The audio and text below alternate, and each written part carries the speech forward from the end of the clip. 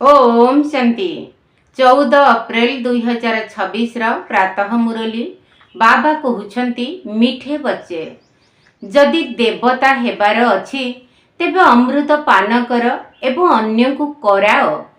जेउ माने अमृत पान करती सेही माने ही श्रेष्ठाचारी हुअंती।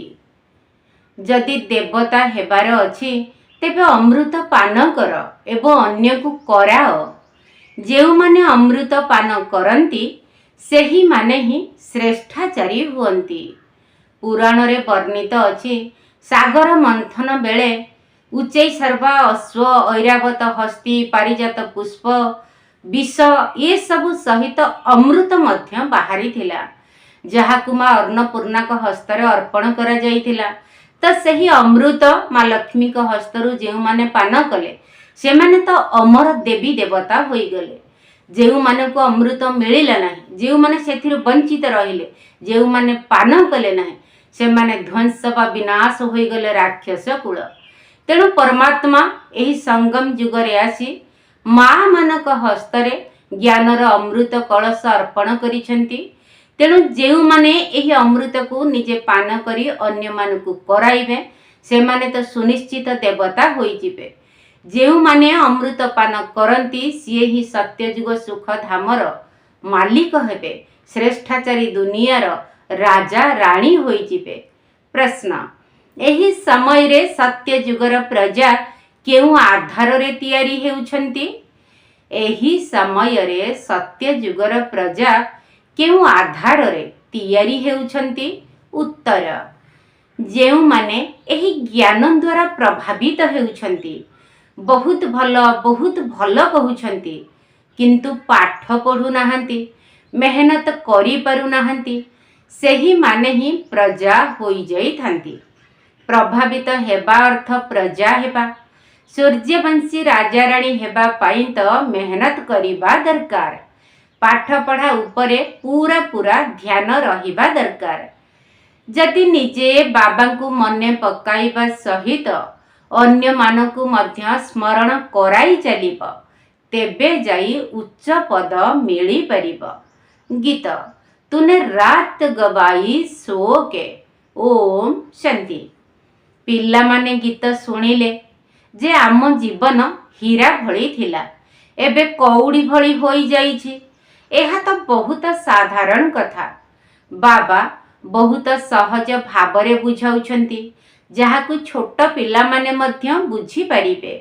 सत्य नारायण को कथा सुनाइबा समय रे छोट छोट पिला माने मध्य सुनिबा पाई बसी जानती, किंतु सेही सबु सत्संग आदि रे जहा किछि सुनाई थांती से सबु हेला कहानी। जेउ कहानी रे कौनसी ज्ञान नाही से सबु हेला मन गढ़ा कहानी। गीतार कहानी, रामायणर कहानी, भिन्न भिन्न शास्त्र सबु रहिछि जहार कहानी बसी सुनाई थांती से सबु हेला कथा बा कहानी। कहानी सुनिले केबे कौनसी लाभ मिली थाए कि? एहा हेउछि सत्य नारायणकर कहानी। नररु नारायण हेबार सत्य कहानी। एहाकु सुनिबा द्वारा तुमे नररु नारायण होई जिब। एहाकु अमर कथा मध्य कुहा जाउछि। तुमे माने निमंत्रण देउछ जे आसंतु आमे आपण को अमर कथा सुनाइबो जहा द्वारा आपण अमर लोक को चली जिबे। तेबे भी केही बुझु नाहंती। एते दिन हेब शास्त्र पुराणर कहानी सुनी आसुछंती किंतु सेथिरु किछि भी लाभ मिलु नाही। लक्ष्मी नारायणकर मंदिर को जाउछंती, कहउछंती चाल टिके दर्शन करि आसीबा, अमुक महात्माकर दर्शन करि आसीबा। एही परि प्रथा रही आसीछि। ऋषि मुनि जेउ माने जन्म नेई चाली गलेणी सेमानक निकटरे मुंड नुआई आसीछंती। जदि तांको पचारिब रचयिता एवं रचनार कहानी जणा अछि तेबे कहिबे नाही। एबे तुमे पिला माने जानुछ जे रचयिता एवं रचनार कहानी तो बहुत सहज। एहा अलफ अर्थात बाबा एवं बे अर्थात वर्षार कहानी। जदियो प्रदर्शनी को जेउ माने आसंती से माने कहानी तो ठीक भाबरे सुनंती किंतु पवित्र हुअन्ति नाही। भाबुछन्ति एही विकारग्रस्त हेबार परंपरा मध्य अनादि कालरू अछि। मंदिर रे देवता मानक आगरे जाई गायन करुछन्ति, आपण सर्वगुण संपन्न संपूर्ण निर्विकारी। पुणी बाहर को आसी कहउछन्ति विकारग्रस्त हेबा तो अनादि कालरू चाली आसुछि। विकार बिना दुनिया किपरि चलिबो? लक्ष्मी नारायणकर मध्य पिला छुआ थिले ना, एही भଳି कहि देउछन्ति। तेबे एभଳି मनुष्य मानकु कोन कुहा जीव? मनुष्यर पद तो दिया जाई पारिबो नाही। देवता माने मध्य मनुष्य थिले। लक्ष्मी नारायण को राज्य रे समस्ते केते सुखी थिले। तुम मानकु बाबा बहुत सहज कथा सुनाउछन्ति। वास्तव रे एही भारत रे ही स्वर्ग थिला। लक्ष्मी नारायण कर राज्य थिला, जहार चित्र मध्य रहिछि। ए कथा तो समस्ते स्वीकार करिवे जे सत्य युग रे एमानकर राज्य थिला। सेठारे केही दुखी नथिले, संपूर्ण निर्विकारी थिले। सेमानकर बहुत बड़ बड़ मंदिर मध्य थिला। सेमानकु 5000 वर्ष होई गलानी। एबे से सबु नाही। एबे तो कली युगर शेष समय। मनुष्य परस्पर लड़ाई झगड़ा करुछन्ति। भगवान तो उपरे निर्वाण धाम रे रहुछन्ति। प्रकृत रे आमे आत्मा माने मध्य सेठारे रही थाउ। एठाकु पाठ करिबा पाई आसी थाउ। प्रथमे आमे लक्ष्मी नारायण कर राज्य रे थिले। सेठारे बहुत सुख आनंद थिला। पुणी आमकु 84 जन्म नेबाकु पड़िला। 84 जन्मर गायन मध्य रहिछि। आमे सूर्यवंशी कूल रे 1250 वर्ष राजत्व करिछु, जेउठारे असरंती सुख थिला। समस्ते संपूर्ण निर्विकारी थिले। हीरा नीलार महल थिला। आमे सेठारे राजत्व करिले। पुणी 84 जन्म रे तो आसीबाकू पड़िबो। एही भଳି विश्वर इतिहास भूगोलर चक्र तो घूरी चलीछि। अधा कल्प पर्यंत बहुत सुख थिला। आमे माने राम राज्य रे थिले। पुणे मनुष्य मानकर वृद्धि होई चलिला। सत्य युग रे 9 लक्ष थिले। पुणी सत्य युग शेष रे वृद्धि प्राप्त करी 9 लक्ष रु 2 कोटी होई गले। तापरे त्रेता रे 12 जन्म नेले। सेठारे मध्य बहुत सुख शांति रे थिले। केवल गोटे ही धर्म थिला। पुणी कौन हेला? तापरे रावण राज्य आरंभ हेला। देख, राम राज्य एवं रावण राज्य विषय रे मु बहुत सहज भावरे बुझाउछि। छोट छोट पिला मानकु मध्य एही परि सुनाइबा दरकार। तापरे कौन हेला? बड़ बड़ सुना हीरा नीलार महल सबु भूमिकंप रे माटी तळकू चलीगला। भारतवासी माने बिकारी होई गले। तेणु भूमिकंप आदि हेला एवं रावण राज्य आरंभ होई गला। पवित्र रु अपवित्र होई गले। गायन मध्य करुछन्ति सुनार लंका माटी तळकू चलीगला। तेबे सेथि मध्यरु किछि तो रही जाई थिबो ना, जेउथिरे मंदिर आदि तैयारी करिथिबे। भक्ति मार्ग आरंभ हेला।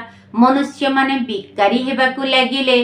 पुणी रावण राज्य चलिला, जेउठी मनुष्य मानकर आयुष्य मध्य कम होई गला। आमे निर्विकारी जोगीरु बिकारी भोगी होई गले।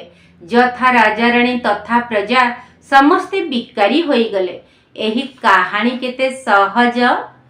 जदि छोट छोट पिला माने मध्य एही कहानी सुनाइबे, तेबे बड़ बड़ लोकंकर मुह मध्य तळकू होई जिवो। एबे बाबा आसी सारा सृष्टिर ज्ञान सुनाउछन्ति, कारण सिए ही ज्ञानर सागर पतित पावन अटंती। अच्छा, द्वापर जुगरे भोगी पतित होई गले। पुणी अन्य सबु धर्मावलंबी माने आसीबाकू लागिले। ज्ञान अमृतर जेउ निशा थिला ताहा समाप्त होई गला। धीरे धीरे लड़ाई झगड़ा आरंभ हेबाकू लागिला। द्वापर जुग ठारू आमे माने तळकू तळकू खसिले। कली जुगरे आमे आहुरी बिकारी होई गले। पत्थरर मूर्ति सबु तैयारी करी चलिले। हनुमानंकर गणेशकर बुद्धि पत्थर हेबाकू लागिला एवं पत्थर मूर्ति को पूजा करिबाकू लागिले। भाबुथिले जे भगवान पत्थर कंकड़ भितरे अछंती। एही भଳି करी करी भारतर अवस्था देख कौन होई गला। एबे पुणी बाबा कहउछंती, विकारर विष को छाड़ी अमृत पान कर, पवित्र हुओ एवं मो ठारू विश्वर राज्य पद निय विकार को त्याग करी दियो तेबे तुमे माने मनुष्य देवता होइजिब। किंतु केही विश्व को छाड़ू नाहंती। विश्व पाई केते माड़ मारुछंती दुखी करुछंती सेथि पाई तो द्रौपदी प्रार्थना करिथिले ना। तुमे माने जानुछ जे अमृतपान न कले आमे देवता किपरि हेबो। सत्य जुगरे तो रावण ही न थाए। बाबा कहउछंती जे पर्यंत श्रेष्ठाचारी न हेब से पर्यंत स्वर्ग को जाई परिबो नाही। जेउ माने श्रेष्ठाचारी थिले सेही माने ही एबे भ्रष्टाचारी होई जाइछंती। पुणी एबे एही अमृत को पान करी श्रेष्ठाचारी हेबाकू पड़िबो। सेथि पई बाबा कहउछंती केवल मोते मने पकाओ। तुमे कौन गीता को भूली गलणी? गीता रचना कली मु तुमे सेथिरे कृष्णकर नाम लेखिदेल। एही लक्ष्मी नारायण को एही राज्यत्व किए देइथिले? निश्चित भावरे भगवान ही देइथिबे। तेबे ता पूर्वरु भगवान आसी राजयोग शिखाई दिबे किंतु नाम लेखि देइछंती श्री कृष्णकर। तुम मानको बुझाइबार अभ्यास करिबा दरकार। एहा बहुत सहज कहानी। एही कहानी बाबांकु सुनाइबा पई केते समय लागिला? अर्ध घंटा भितरे एते सहज कथा मध्य बुझी परिबे नाही। सेथि पई बाबा कहउछंती केवल गोटिए छोट कहानी काहाकू भी बुझाओ। हातरे चित्र धरी थाओ। सत्य जुगरे लक्ष्मी नारायणकर राज्य, त्रेता जुगरे राम सीतांकर राज्य, पुणी द्वापर जुग ठारू रावणर राज्य आरंभ हेला। केते सहज कहानी। वास्तव रे आमे देवता थिले पुणी क्षत्रिय वैश्य शूद्र हेले। एबे निजकू देवता न भाबिबा कारणरू हिंदू कही देउछंती। कारण धर्म श्रेष्ठ कर्म श्रेष्ठरू धर्म भ्रष्ट कर्म भ्रष्ट होई जाइछंती। एही भली छोट छोट कन्या माने भाषण कले सारा सभारे सुण सुण बोली चहल पड़ी जीव। बाबा सबु सेंटर पिला मानकू सुनाउछंती। जदि बड़ बड़ माने शिखु नाहंती तेबे छोट छोट कुमारी मानकू शिखाओ। कुमारी मानकर नाम मध्य रहिछि। दिल्ली बॉम्बे रे बहुत भल भल पढ़ा लेखा कुमारी माने अछंती। से माने बाबांक सेवारे उपस्थित होई जिबा दरकार। तुमे माने केते काम करि पारिबो? जदि कुमारी माने आगे आसीबे तेबे नाम विख्यात होई जिवो। जेउ माने धनी घरर झियो से माने बहुत कष्टरे एही ईश्वरीय सेवा करिबार साहस करिथांती। से मानकर बड़ लोकिया निशा थाए। जदि बहुत यौतुक आदि मिली थाए तेबे कुमारी माने विवाह करी कला मोह करि दियंती। जहा द्वारा समस्तक आगरे मुंड नुआइबाकू पड़ी थाए। तेबे बाबा किते सहज करी बुझाउछंती किंतु पारस बुद्धि हेबा पई तांक भितरे कौनसी विचार आसु नाही। देखो जेउ माने पाठ पढ़ी नाहंती से माने मध्य एमपी एमएलए आदि होई गलेनी। तेबे पाठ पढ़ा द्वारा तो कौन कौन होई जिबे। एही पाठ पढ़ा तो बहुत सहज। अन्य मानकू मध्य जाई शिखाइबा दरकार किंतु श्रीमतरे न चलिबा कारणरू पढ़ू नाहंती। बहुत भल भल कुमारी माने अछंती तांकू निज मन मतर निशा चढ़ी रहिछि। टिकिए काम करिदेले भाबंती बहुत करिदेली। एबे तो तुमको बहुत काम करिबाकू हेबो। आजिकाली कुमारी माने फैशन करिबारे बहुत व्यस्त रहुछंती। सेठारे तो प्राकृतिक शोभा रही थाए। एठारे तो निजर केते कृत्रिम श्रृंगार करुछंती। केवल केश को श्रृंगार करिबा पई केते पैसा खर्च करुछंती। ए सब हेला मायार जाक जमक। एबे एही रावण राज्यर पतन परे पुणी राम राज्यर उत्थान होई थाए। एबे राम राज्यर स्थापना हेउछि किंतु तुम मानकू मेहनत तो करिबाकू हेबो ना। नचेत तुमे कि पद पाइब? जदि पाठ न पढ़िब तेबे सेठारे जाई पाई पैसार पद पाइब अर्थात छोट पद पाइब। आजिकालीर बड़ बड़ लोक माने सेठारे प्रजारे आसीबे। धनी लोक माने एही ज्ञान को बहुत भल बोली कहउछंती किंतु निज धंदारे लागी जाउछंती। बहुत भल प्रभावित हेउछंती। हेले कौन हेबो? तेबे सेमाने कि पद पाइबे? सेठारे जाई प्रजा हेबे। प्रभावित हेबा अर्थ प्रजा हेबा। जो माने मेहनत करुछंती से माने राम राज्य रे आसीबे। ज्ञान तो बहुत सहज। जदि एही कहानी अर्थात ज्ञानर निशारे केही रहिबे तेबे तांकर नौका पारी होई जिवो। आमे शांति धाम को जिबा पुणी सुख धाम को आसीबा। एही कथा निजे मने रखिबा सहित अन्य मानकु मध्य मने पकाई देबाकू हेबो। तेबे जाई उच्च पद पाइब। पाठ पढ़ा उपरे ध्यान देबाकू हेबो। चित्र हातरे थिबा दरकार। जेपरी बाबा जेतेबेले लक्ष्मी नारायणकर पूजा करुथिले सेतेबेले तांकर चित्र सबुबेले पॉकेट रे रखुथिले। चित्र छोट मध्य अछि एवं लकेट आकार मध्य अछि। सेही चित्र गुड़िक उपरे बुझाइबाकू हेबो। ये हेले बाबा आमकु तांको ठारू वर्षा मिलुछि सेथिपाई पवित्र हुओ एवं बाबांकु मने पकाओ। एही ब्याच भितरे केते ज्ञान रहिछि। एथिरे सारा ज्ञान रहिछि। एहा उपरे बुझाइबा बहुत सहज। गोटिए सेकेंड रे बाबांको ठारू स्वर्गर जीवन मुक्तिर वर्षा मिलुछि। एकथा जदि केही बुझाई दियंती तेबे सेमाने जीवन मुक्ति पदर अधिकारी होई जिबे। बाकी निजर पाठ पढ़ा अनुसारे उच्च पद पाइबे। स्वर्ग को तो आसीबे ना, किंतु शेष समय रे आसीबे। वृद्धि तो हेबार अछि। देवी देवता धर्म सबुठारु उच्च अटे। सेमाने मध्य सेही भली हेबे ना। प्रजा तो लक्ष लक्ष संख्या रे हेबे, किंतु सूर्यवंशी रे आसीबाकू हेले सेतिकी परिश्रम करिबाकू पड़िबो। योग्य सेवाधारी माने ही उच्च पद पाइबे। सेमानकर नाम मध्य विख्यात हेबो। कुमारका अर्थात दादी प्रकाशमणि, जनक अर्थात दादी जानकी एमाने बहुत भल सेंटर संभाळुछंती। कोनोसी लड़ाई झगड़ा नहीं। बाबा कहउछंती खराब कथा देख नहीं, खराब कथा कुह नहीं। पुणी भी एही भली सबु करिबारे लागी रहिछंती। तेबे सेमाने की पद पाइबे? एते सहज सेवा भी करू नाहंती।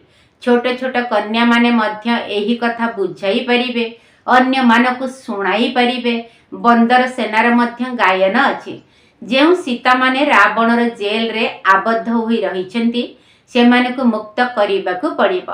कहानी रे तो कौन कौन सबु लेखि देइछंती। एभली भाषण करिबा उचित। बाकी अजथारे कहि देउछंती जे अमुक बहुत प्रभावित हेले।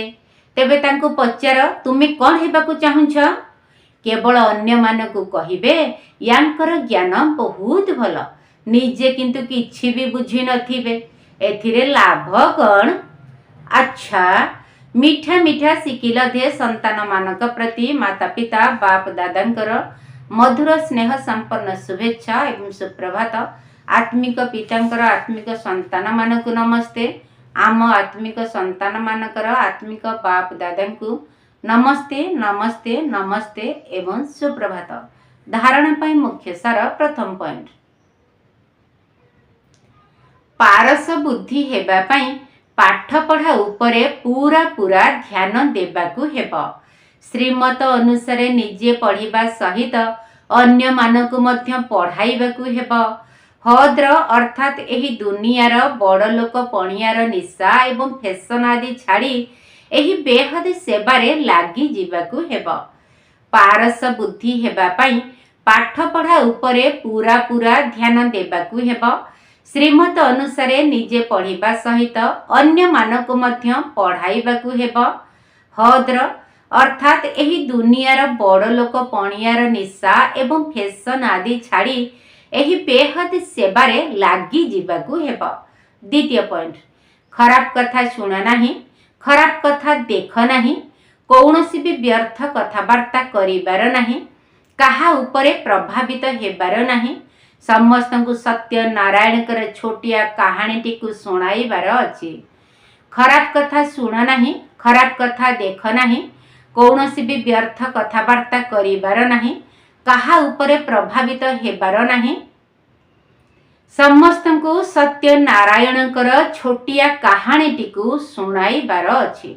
वरदान, नुआ जीवनर स्मृति द्वारा कर्मेंद्रिय गुड़िक उपरे विजय प्राप्त करुथिबा मोर जीवा भव। ନୂଆ ଜୀବନର ସ୍ମୃତି ଦ୍ୱାରା କର୍ମେନ୍ଦ୍ରିୟ ଗୁଡ଼ିକ ଉପରେ ବିଜୟ ପ୍ରାପ୍ତ କରୁଥିବା ମରଯିବା ଭବ। ଯେଉଁ ପିଲାମାନେ ସମ୍ପୂର୍ଣ୍ଣ ମରଯିବା ହୋଇଯାଇଛନ୍ତି ସେମାନଙ୍କୁ କର୍ମେନ୍ଦ୍ରିୟ ଗୁଡ଼ିକର ଆକର୍ଷଣ ଆକର୍ଷିତ କରିପାରିବ ନାହିଁ। ମରଯିବା ହେବା ଅର୍ଥ ସବୁଥିରୁ ମରିଯିବା। ପୁରୁଣା ଆୟୁଷ ସମାପ୍ତ ହୋଇଗଲା।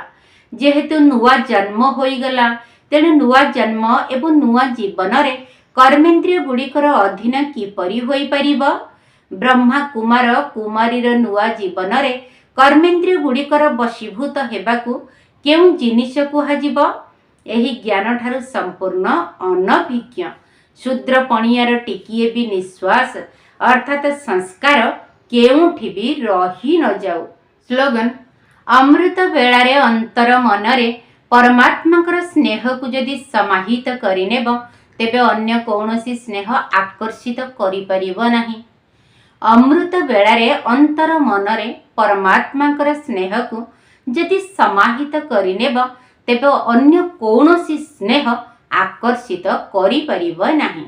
ଅବ୍ୟକ୍ତ ଇଶାରା: ମହାନ ହେବା ପାଇଁ ମଧୁରତା ଏବଂ ନମ୍ରତାର ଗୁଣକୁ ଧାରଣ କର। ସଂଗଠନ ଭିତରେ ସଫଳତା ପ୍ରାପ୍ତ କରିବା ପାଇଁ ସର୍ବଦା ନମ୍ରଚିତ ହେବାର ଆସନ ଉପରେ ସ୍ଥିତ ହୋଇଥାଅ। ଏହି ଆସନ ଉପରେ ବସି ଦାୟିତ୍ୱର ମୁକୁଟ ଧାରଣ କରି ଭବିଷ୍ୟତ ପାଇଁ ପଦ ନିର୍ଦ୍ଧାରଣ କର। ଆସନ ଉପରୁ କେବେ ବି ଓହ୍ଲାଇ ପଡ଼ ନାହିଁ। ଏହା ଉପରେ ବସି ଯଦି ସବୁ କାର୍ଯ୍ୟ କରିବ ତେବେ ସଫଳତା ମିଳି ଚାଲିବ। ଏଥିପାଇଁ ପ୍ରଥମେ ଆପଣର ପାଠକୁ ଦୃଢ଼ ଭାବରେ ଧାରଣ କର, ଯାହାଦ୍ୱାରା ତୁମର ସଂସ୍କାର ସମସ୍ତଙ୍କ ସହିତ ସହଜରେ ମିଶିଯିବ। ଆଚ୍ଛା, ଓମ୍ ଶାନ୍ତି। ଆହା କି ବିଚିତ୍ର ମଣି ସନ୍ତୁଷ୍ଟ ମଣି, ଆହା କି ବିଚିତ୍ର ମଣି ସନ୍ତୁଷ୍ଟ ମଣି, ସର୍ବସମ୍ପତ୍ତିରେ ଭରା, ସର୍ବସମ୍ପତ୍ତିରେ ଭରା ଗୁଣର ଖଣି। ଆହା କି ବିଚିତ୍ର ମଣି ସନ୍ତୁଷ୍ଟ ମଣି, ଆହା କି ବିଚିତ୍ର ମଣି ସନ୍ତୁଷ୍ଟ ମଣି। ସଭିଙ୍କର ପ୍ରିୟ ସେ ତ ବାବାଙ୍କ ପ୍ରିୟ, ସନ୍ତୁଷ୍ଟ ରହିବା ପାଇଁ ଦିଅନ୍ତି ଶ୍ରେୟ।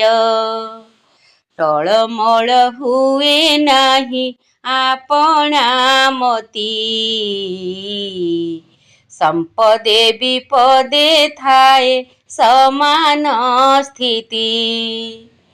ସଭିଙ୍କର ପ୍ରିୟ ସେ ତ ବାବାଙ୍କ ପ୍ରିୟ, ସନ୍ତୁଷ୍ଟ ରହିବା ପାଇଁ ଦିଅନ୍ତି ଶ୍ରେୟ। ଟଳମଳ ହୁଏ ନାହିଁ ଆପଣା ମତି, ସମ୍ପଦେ ବିପଦେ ଥାଏ ସମାନ ସ୍ଥିତି। ତିନି କାଳ କଥାକୁ ସେ, ତିନି କାଳ କଥାକୁ ସେ ପାରନ୍ତି ଜାଣି। ଆହା କି ବିଚିତ୍ର ମଣି ସନ୍ତୁଷ୍ଟ ମଣି, ଆହା କି ବିଚିତ୍ର ମଣି ସନ୍ତୁଷ୍ଟ ମଣି। ସର୍ବଗୁଣ ସର୍ବଶକ୍ତି ତା ପାଶେ ଠୁଳ,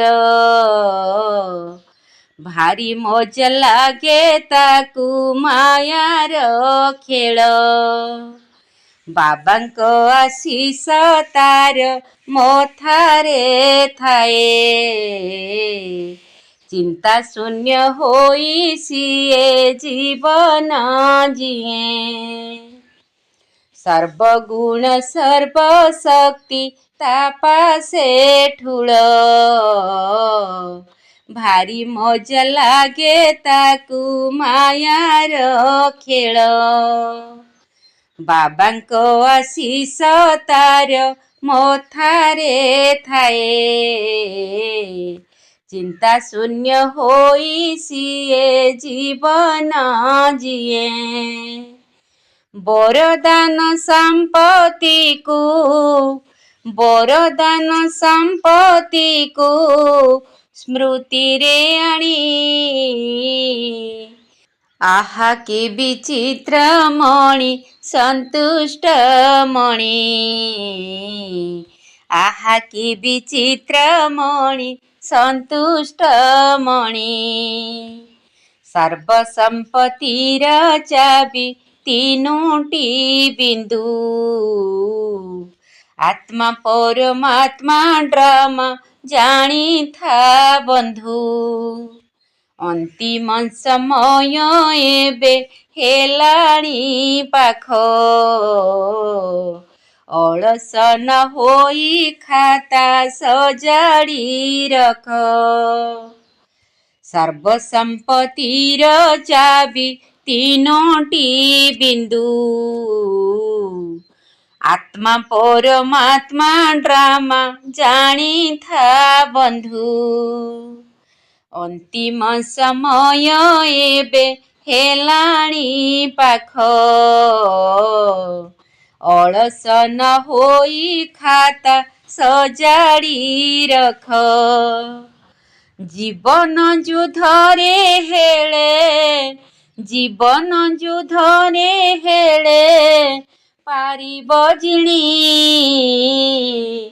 ଆହା କି ବିଚିତ୍ର ମଣି ସନ୍ତୁଷ୍ଟ ମଣି ଆହା କି ବିଚିତ୍ର ମଣି ସନ୍ତୁଷ୍ଟ ମଣି ସର୍ବସମ୍ପତ୍ତିରେ ଭରା ଗୁଣର ଖଣି ଆହା କି ବିଚିତ୍ର ମଣି ସନ୍ତୁଷ୍ଟ ମଣି ଆହା କି ବିଚିତ୍ର ମଣି ସନ୍ତୁଷ୍ଟ ମଣି ଆହା କି ବିଚିତ୍ର ମଣି ସନ୍ତୁଷ୍ଟ ମଣି